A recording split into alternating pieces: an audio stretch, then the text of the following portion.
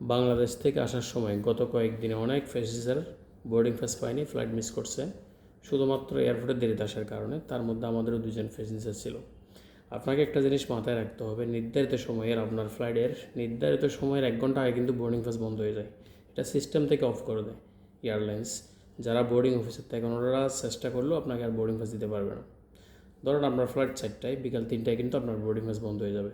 কিন্তু আমরা কি করছি, আমরা এমনভাবে বাসা থেকে বেরোচ্ছি ফ্লাইটের 2 ঘন্টা আগে এয়ারপোর্টে পৌঁছবো বা 1.5 ঘন্টা আগে এয়ারপোর্টে পৌঁছবো। কিন্তু আমি যে 1.5 ঘন্টা 2 ঘন্টা আগে এয়ারপোর্টে পৌঁছাতে পারবো, বাংলাদেশে কি এটা গ্যারান্টি আছে? আপনি গ্যারান্টি দিতে পারবেন?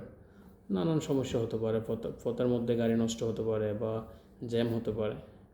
এয়ারলাইন্স থেকে বলা আছে 3 ঘন্টা আগে আপনি এয়ারপোর্টে পৌঁছে যান, উপস্থিত থাকেন।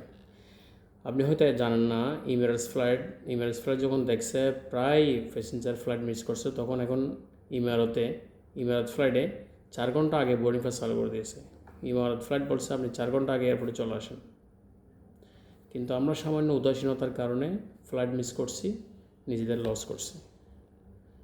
সো সবাইকে অনুরোধ করব, অন্তত পক্ষে 3-4 ঘন্টা হাতে নিয়ে বা 4 ঘন্টা হাতে সময় নিয়ে আপনি এয়ারপোর্টে পৌঁছে যান, যাতে কোনো কারণে প্রতিমধ্যে 1 ঘন্টা 2 ঘন্টা আপনার লসও হয়, তাতেও যেন আপনার ফ্লাইট মিস না হয়।